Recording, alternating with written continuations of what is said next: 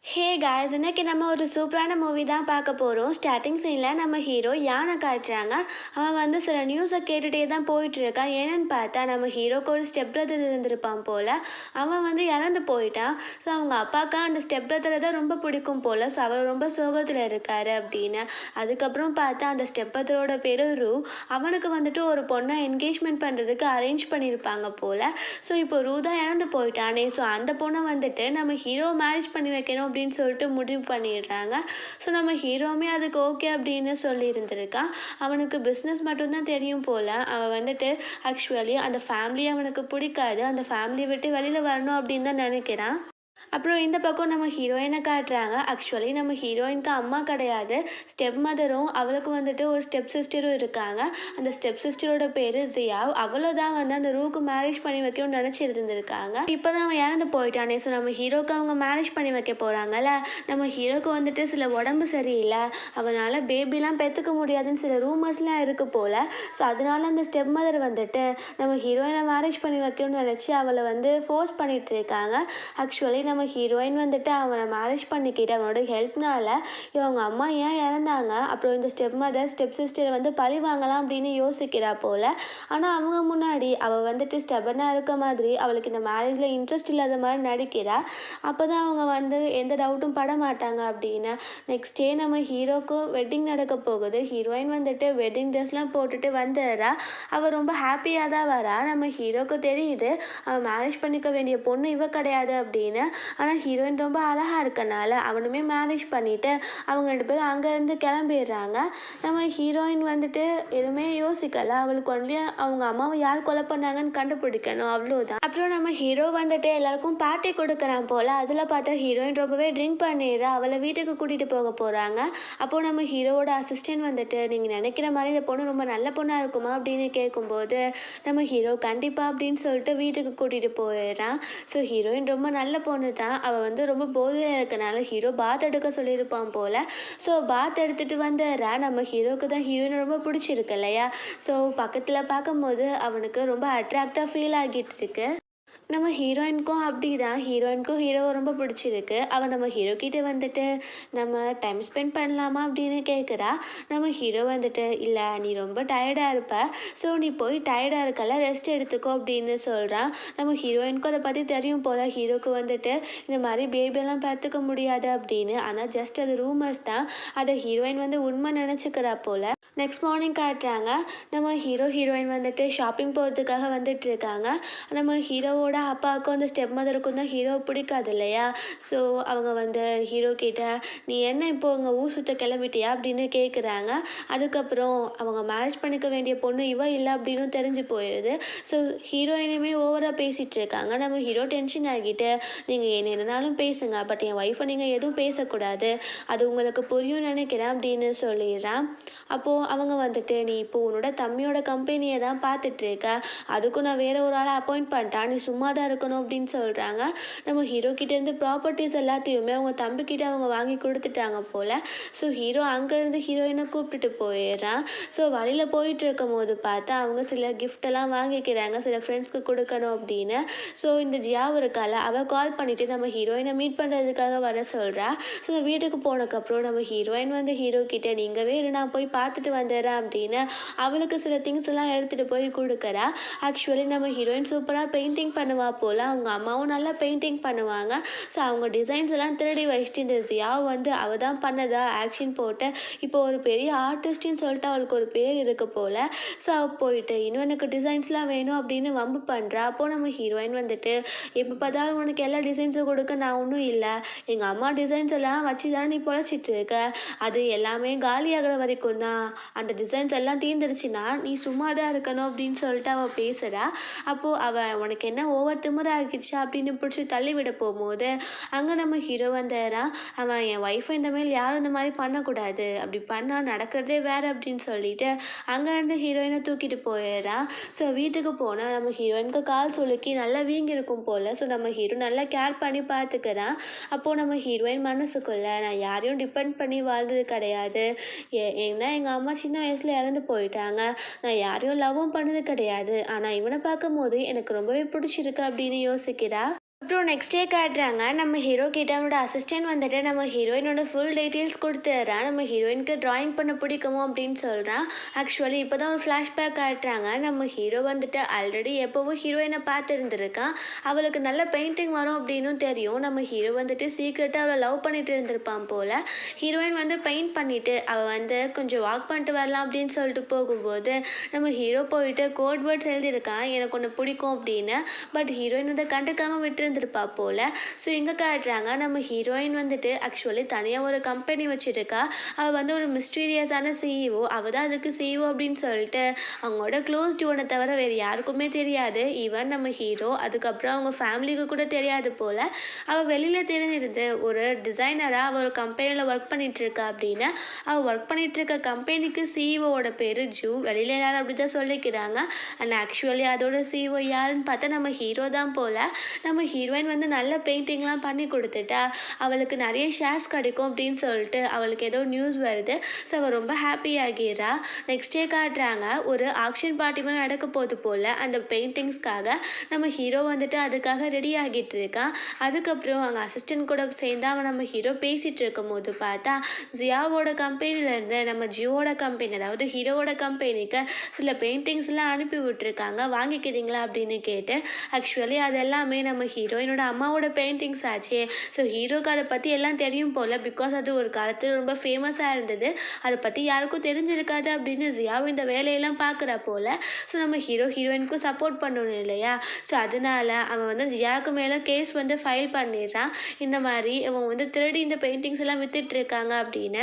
அதுக்கப்புறம் நம்ம ஹீரோ வந்துட்டு ஹீரோயினோட கம்பெனியை விசிட் பண்ணுறான். அதோட சிஇஓ யாருன்னு சொல்லிட்டு ஹீரோவுக்கு தெரியாது போல். அவங்க 2 பேரும் சேர்ந்து ஒர்க் பண்ணலாம் அப்படின்னு சொல்லிட்டு பேசுறதுக்காக வந்திருக்கான். நம்ம ஹீரோ வந்துட்டு ஒரு லிஃப்ட்டில் போகிறான். நம்ம ஹீரோயின் வேறு லிஃப்ட்டில் இருந்து கீழே இறங்கி போயிடுறா போல். ஸோ அங்கே பார்த்து சிஇஓ இன்னைக்கு வரலை அப்படின்னு சொல்லிடுறாங்க. ஸோ நம்ம ஹீரோ டிசப்பாயிண்ட்டாக திரும்ப வந்துடுறான். இங்கே பார்த்து அந்த ஜியா வந்து ஹீரோயினை மீட் பண்ணுறதுக்கு வர சொல்லியிருப்பா போல். நம்ம ஹீரோயின் தான் வேணும்னே ஃபைல் பண்ண சொன்னா கேஸ் அப்படின்னு சொல்லிட்டு நம்ம ஹீரோயினை பிடிச்சி அவன் மிரட்டிட்டு இருக்கா. ஏன்னா நீ ஓவராக பண்ணிகிட்டு இருக்க. உங்கள் அம்மா உனக்கு கொடுக்க வேணும் நெக்லஸ் என்கிட்ட தான் இருக்குது. அது உனக்கு வேண்டாமா? உனக்கு வேணும்னா எனக்கு புது டிசைன்ஸாக நீ பண்ணி தரணும் அப்படின்னு மிரட்டுறா. நம்ம ஹீரோயின் கிட்ட வேறு வழி இல்லை. ஸோ அவளும் ஓகே அப்படின்னு சொல்லிட்டு வீட்டுக்கு வந்து பார்த்தா அவள் ரொம்ப டல்லாக இருக்க மாதிரி இருக்குது. நம்ம ஹீரோ கேட்குறா என்னாச்சு ஏன் இந்த மாதிரி இருக்கிற அப்படின்னு. அப்போது நம்ம ஹீரோயின் ஒன்றும் இல்லை சில பர்சனல் விஷயம் அதனால தான் இப்படி இருக்கேன் அப்படின்னு சொல்லிட்டு அவள் வந்துட்டு அவளுக்காக சில டிசைன்ஸ்லாம் பண்ணிகிட்டு இருக்கா. ஸோ ரொம்பவே டயர்டாகி அப்படியே அவள் தூங்க ஆரம்பிச்சிடுறா. நம்ம ஹீரோ அதை ட்ராயிங் பண்ணதெல்லாம் தள்ளி வச்சுட்டு நம்ம ஹீரோயினை கொண்டு போய் தூங்க வச்சிடுறான். நெக்ஸ்ட் மார்னிங் காட்டுறாங்க நம்ம ஹீரோயினை மீட் பண்ணுறதுக்கு அந்த ஜியாவும் அவங்க ஸ்டெப் மதரும் வந்திருக்காங்க. அவங்க ஹீரோயினோட அம்மாவோட நெக்லஸை திரும்ப கொடுத்துட்டு அந்த டிசைன்ஸ்லாம் வாங்கிட்டு போகிறதுக்காக வந்திருப்பாங்க போல். அப்போ நம்ம ஹீரோ வந்துட்டு வேணும்னே அவங்க முன்னாடி வச்சு ஹீரோயினை கிஸ் பண்ணிவிட்டு நான் வெளியில் போகிறேன் அப்படின்னு சொல்லிட்டு போகிறான். வேணும்னே தான் இந்த மாதிரி பண்ணிட்டு போகிறான் போல். ஸோ அதுக்கப்புறம் நம்ம ஹீரோ வந்தோடனே ஹீரோயின் கூட்டிகிட்டு போயிட்டு இது நான் பண்ண பெயிண்டிங் இது நல்லா இருக்கா அப்படின்னு கேட்குறா. அதை பார்க்கும்போது ஹீரோக்கு அவ்வளோ அழகாக இருக்குது. ஸோ ஹீரோவுமே ரொம்ப நல்லா இருக்குது அப்படின்னு சொல்லிடுறான். ஸோ அப்புறம் பார்த்தா அவங்க அந்த ஆக்ஷன் பார்ட்டிக்கு கிளம்பிட்டாங்க போல். அங்கே ஜியாவை எல்லாருமே வந்திருக்காங்க. ஸோ நம்ம ஹீரோ அவன் ஃபேஸை யாரும் பார்த்துடக்கூடாது அப்படின்னு மாஸ்க் போட்டுட்டு வந்திருக்கான். ஆக்சுவலி இந்த இதை அரேஞ்ச் பண்ணதே நம்ம ஹீரோயின் தான் போல். அப்போது அவளுமே யாரும் பார்த்துடக்கூடாது அப்படின்னு சொல்லிட்டு அவளும் மாஸ்க் போட்டுட்டு அவள் வந்து அங்கே இன்ட்ரடியூஸ் பண்ணுற ஒரு பெயிண்டிங்கை இது எனக்கு ரொம்பவே பிடிச்சது அதுவும் எனக்கு பர்சனலும் கூட இதை யார் வாங்கிக்கிறா அப்படின்னு சொல்லிட்டு ரொம்பவே நிறைய போட்டிருக்கா அதோட காசை. ஸோ நிறைய பேருக்கு அது பிடிச்சினால அதை பிட் பண்ணிகிட்டு இருக்காங்க. நம்ம ஹீரோ பார்த்தா ஃபுல்லாகவே அவன் வந்து பணம் போட்டு அதை வாங்கிடுறான். ஹீரோயின் வந்துட்டு இதை அவன் வாங்கிட்டான் அவன் ஏதாச்சும் கண்டுபிடிச்சிட்டு நம்மளுக்கு பிரச்சனை அப்படின்னு இல்லை இதை நான் விற்கிறதுக்கு தயாராக இல்லை அப்படின்னு சொல்கிறா. அப்போது நம்ம ஹீரோ என்னாச்சு உங்களுக்கு நான் இவ்வளோ பணம் கொடுத்து உங்களுக்கு வேண்டாமா அப்படின்னு கேட்கும்போது நம்ம ஹீரோயின் வந்துட்டு இல்லை எனக்கு வேண்டாம் இப்போ நம்மளுக்கு பிரேக் அப்படின்னு சொல்லிட்டு அவன் அங்கேருந்து போயிடுறா. பார்த்தா அந்த ஹீரோயினோட அப்பாவும் ஹீரோவோட அப்பாவும் சேர்ந்து ஏதோ சீக்ரெட் மாதிரி பேசிகிட்டு இருக்காங்க. நம்ம ஹீரோ வந்து கேட்கறதுக்காக போகிறான். ஸோ அவங்க அவனை பார்த்துடுறாங்க. வேகமாக ஒரு ரூம்குள்ளே ஹீரோயின் அவனை இழுத்துக்கிறா. ஸோ அப்போது நம்ம ஹீரோயின் மேலே ஒரு ஸ்மெல் வருது. நம்ம ஹீரோ வந்து யோசிக்கிறான் ஹீரோயினை பற்றி. அதுக்கப்புறம் நீ என்ன பாடி ஷாம்பு யூஸ் பண்ணுற என்னோட ஒய்ஃப் மேலேயும் இதே ஸ்மெல் தான் வரும் அப்படின்னு சொன்ன உடனே நம்ம ஹீரோயினுக்கு தெரிஞ்சு போயிட்டு அது ஹீரோ தான் அப்படின்னு. ஸோ அவனுக்கு எதுவும் தெரியக்கூடாதுன்னு இப்படி தான் ஒரு பொண்ணுக்கிட்ட நீ பேசுவியா அப்படின்னு சொல்லிட்டு அவள் வேகமாக வெளியில் போயிடுறா. நம்ம ஹீரோக்கு டவுட் ஆகிட்டு அவன் ஹீரோயினுக்கு கால் பண்ணி நீ எங்கே இருக்க அப்படின்னு கேட்கும்போது ஹீரோயின் வந்து நான் ஷாப்பிங் வந்திருக்கேன் அப்படின்னு போய் சொல்லிடுறா. அதுக்கப்புறம் அங்கே காட்டுறாங்க ஜியாவுக்கிட்ட அவங்க அப்பா வந்துட்டு, "நீ ஓனா ஏதாச்சும் டிசைன்ஸ் பண்ணாலாச்சும் நம்ம இங்கே விற்கலாம். நீ ஏன் தான் இப்படி பண்ணுறியோ?" அப்படின்னு பேசிகிட்டு இருக்காங்க. அங்கே நம்ம ஹீரோயினோட பெயிண்டிங்ஸ் பற்றி அவங்க பேசும்போது ஹீரோயின் கிட்ட, "நாங்கள் எவ்வளோ பணம் வேணாலும் கொடுத்து வாங்கிக்கிறோம். ஏன்னா இது வெளியில் விற்று நிறைய பணம் வரும்ல." அப்படின்னு கேட்கும்போது நம்ம ஹீரோயுமே, "ஆமாம் அப்படிதான்" அப்படின்னு அவள் பேசிகிட்டு இருக்கா. ஆனால் அவளுக்கு விற்கிறதுக்கு ஐடியா இல்லை இந்த ஜியாவுக்கிட்ட. ஸோ அதுக்கப்புறம் பார்த்தா நம்ம ஹீரோ, "நான் உன்கிட்ட கொஞ்சம் பேசணும். நான் உன் ஃபேஸை பார்க்கணும்." அப்படின்னு சொல்லிட்டு மாஸ்க்கை 2 பேரும் ரிமூவ் பண்ணுறாங்க. பார்த்தா அங்கே லைட்ஸ் ஆஃப் ஆகிருது. ஸோ 2 பேரோட மாஸ்க்கும் எக்ஸ்சேஞ்ச் ஆகிட்டு அவங்க வந்துட்டு லைட் ஆனோடனே அங்கேருந்து போயிடுறாங்க. நம்ம ஹீரோயின் வேகமாக ஓடிடுறா. அங்கே அசிஸ்டன்ட் வந்துட்டு நம்ம ஹீரோ கிட்ட, "என்ன பாஸ் ஒரு மாஸ்கில் போயிட்டு இன்னொரு மாஸ்கில் வந்திருக்கீங்க?" அப்படின்னு சொல்லி கேட்டுட்டு இருக்கான். ஸோ பார்த்தா அங்கே ஆக்ஷன்லாம் முடிஞ்சு போயிடுது. ஸோ வேகமாக நம்ம ஹீரோயின் வந்துட்டு அவளோட திங்ஸ் எல்லாத்தையும் மறைச்சி வைக்கிறா. நம்ம ஹீரோ அந்த மாஸ்கெல்லாம் மறைச்சி வச்சிடறா. ஸோ வீட்டுக்கு போனோடனே ஹீரோயின் வந்துட்டு, "நான் ஷாப்பிங் போனேன்" அப்படின்னு சொல்கிறா. ஹீரோ இதை மீட்டிங் போனேன் அப்படின்னு 2 பேரும் அங்கே மறைச்சி அப்படியே அங்கே தூங்க ஆரம்பிச்சிடுறாங்க. அப்புறம் நெக்ஸ்ட் டே காட்டுறாங்க ஹாஸ்பிட்டல்லேருந்து கால் வருது, இந்த மாதிரி ஹீரோயினோட பாட்டிக்கு வந்துட்டு உடம்பு சரியில்லை அப்படின்னு. ஸோ ஹீரோயின் மீட் பண்ணுறதுக்காக போகிறா. அங்கே நம்ம ஹீரோவுமே வந்திருக்கான். அப்போ பாட்டி அவன் முன்னாடியே சொல்கிறாங்க, "எனக்கு தெரிஞ்சவன் உனக்கு ஃபிட் இல்லை, இவனுக்கு கொஞ்சம் உடம்புல ப்ராப்ளம்ஸ்லாம் இருக்காமே, நீங்கள் சந்தோஷமாக இருக்கீங்களா?" அப்படின்னு கேட்கும்போது நம்ம ஹீரோயின் வந்து ஹீரோக்கு கிஸ் கொடுக்குறா. அதுக்கப்புறம் அவனும் கொடுத்துட்டு, "இப்போ உங்களுக்கு ஏதாச்சும் டவுட் இருக்கா?" அப்படின்னு கேட்கும்போது அவங்களுக்கே வெக்கமாக வந்துடுது. ஸோ அவங்க 2 பேரும் அங்கேருந்து வெளியில் போயிடுறாங்க. ஸோ நெக்ஸ்ட் டே காட்டுறாங்க நம்ம ஹீரோயின் பேசிகிட்டு இருக்கும்போது ஹீரோவோட அம்மா வந்துட்டு, "நாளைக்கு ஒரு பார்ட்டி இருக்குது, நாளைக்கு யானோட அப்பாவுக்கு பர்த்டே, அதுக்கு நீ வந்து கண்டிப்பாக வரணும்" அப்படின்னு சொல்கிறாங்க. அங்கே வச்சு ஹீரோயின் அசிங்கப்படுத்தணும் அப்படின்னு சொல்லிட்டு தான் கூப்பிடுறாங்க போல். ஸோ நெக்ஸ்ட் டே வந்துட்டு நம்ம ஹீரோயின் வந்து அவள் வந்து நம்ம ஹீரோவை கூப்பிட்டுட்டு அந்த பிளேஸ்க்கு போயிடுறா. அவங்கள வெல்கம் பண்ண மாட்டாங்கன்னு தெரியும். பட் இருந்தாலும் அவங்க போகிறாங்க. அவங்கக்கிட்ட ரொம்பவே தப்பாக நடந்துக்கிறாங்க. அப்போது ஹீரோ சொல்கிறான், "நீ என்னோட ஒய்ஃபாக இருந்தால் இந்த மாதிரிலாம் நீ அனுபவிச்சு தான் ஆகணும்" அப்படின்னு சொல்லும்போது நம்ம ஹீரோயின், "பரவாயில்ல பரவாயில்ல, இதை விட நான் அனுபவிச்சிருக்கேன், வா உள்ள" அப்படின்னு சொல்லிட்டு கூட்டிகிட்டு போயிடுறா. நம்ம ஹீரோ வந்துட்டு அவன் ஃப்ரெண்டை மீட் பண்ணி பேசுகிறான், "நீ எல்லாத்தையும் கண்டுபிடிச்சிட்டியா?" அப்படின்னு. பார்த்தா 27 இயர்ஸ் பிஃபோர் வந்துட்டு ஒரு மர்டர் நடந்திருக்கு. அதை பண்ணது நம்ம ஹீரோவோட அப்பா தான் போல். அவர் கொலை பண்ணது வேறு யாரும் கிடையாது, அவரோட பிரதரையும் சிஸ்டர் இன்லாவையும் தான். ஸோ நம்ம ஹீரோ வந்துட்டு அவர்கிட்ட இதை பற்றி பேசணும் அப்படின்னு சொல்லிட்டு முடிவு பண்ணிடுறான். ஸோ அதுக்கப்புறம் பார்த்தா வெளியில் நம்ம ஜியாவை வந்துட்டு அவர் கழுத்தை பிடிச்சி நெரிச்சிட்டு, "நீ என்னோட ஃப்ரெண்டோட பொண்ணுன்னு ஒன்று விற்று வைக்கிறேன், இல்லைனா நான் சும்மா உன்னை விட மாட்டேன்" அப்படின்னு சொல்கிறாரு. அந்த ஸ்டெப் மதர் ஜியாவை கூப்பிட்டுட்டு அங்கேருந்து போயிடுறாங்க. அங்கே நம்ம ஹீரோ வந்துட்டு ஜூ மாதிரி அங்கே மாஸ்க்கு போட்டுட்டு அவங்க அப்பா கிட்ட பேச போகிறான். அவங்க அப்பாவுக்கு ரொம்ப ஹாப்பி ஆகிடுது. பிகாஸ் ஜூ கூட வந்து நல்லா அவர் வந்து கான்ட்ராக்ட் வச்சுக்கிட்டா அவருக்கு நிறைய ப்ராஃபிட் கிடைக்கும் அப்படின்னு.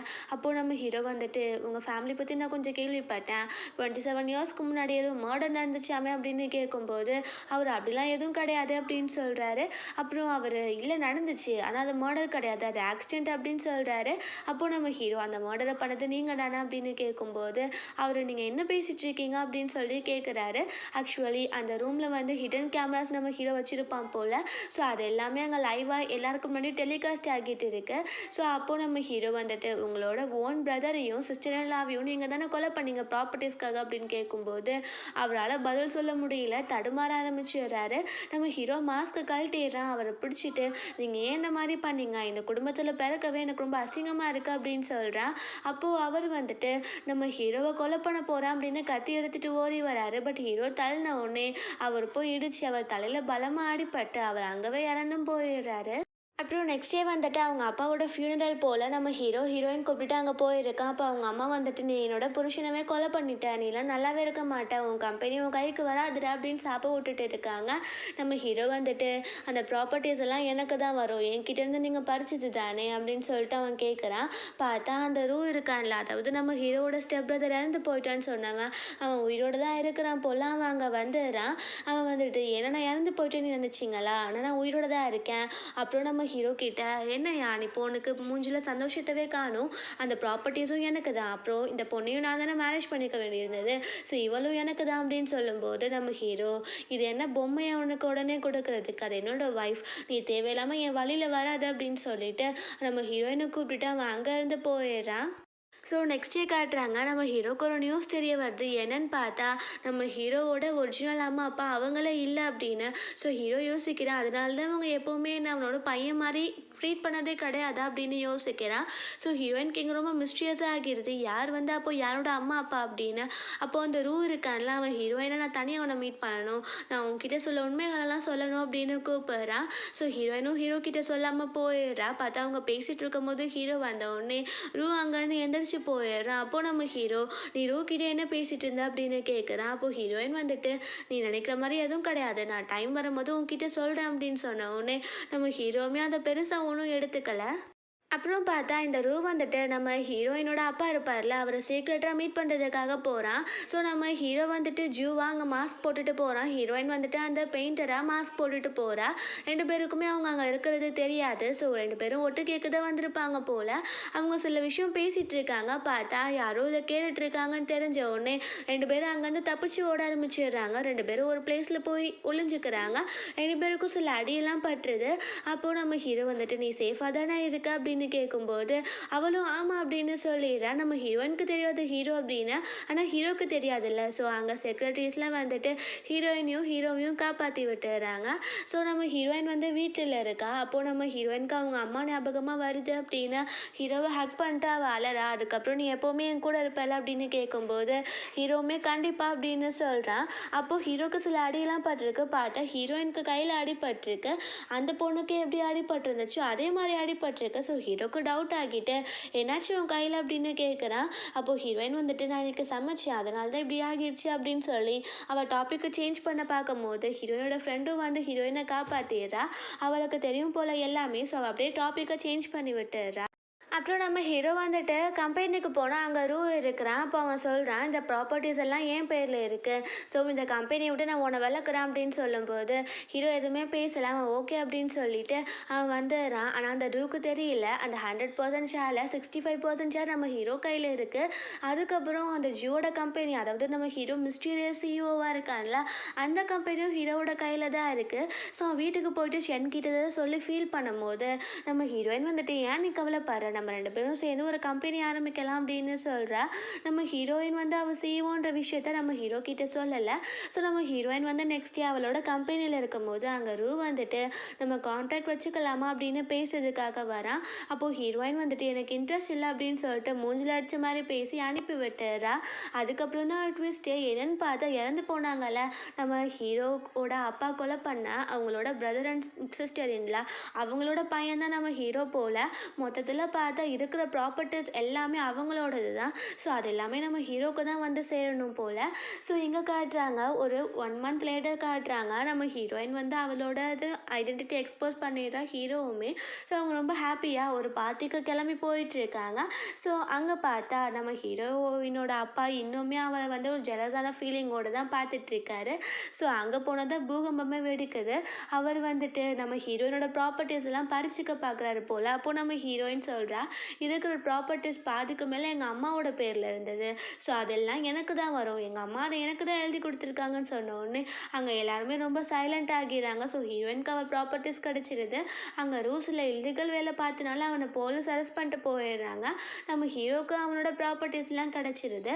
ஸோ அவங்க 2 பேரும் ஹாப்பியாக வீட்டுக்கு போகிறாங்க. அப்போது நம்ம ஹீரோ, நிறைய ரூமர்ஸ் போயிட்டுருக்கல, என்னால் பேபி தர முடியாது அப்படின்னு, ஆனால் அதெல்லாம் போய் தான், என்னால் அதை சக்ஸஸாக பண்ண முடியும், நீ வேணால் ட்ரையல் பார்க்குறியா அப்படின்னு சொல்லிட்டு கேட்கும்போது நம்ம ஹீரோயினுக்கு சிரிப்பு தான் வருது. ஸோ அதுக்கப்புறம் அவங்க டைமும் ஸ்பெண்ட் பண்ணுறாங்க.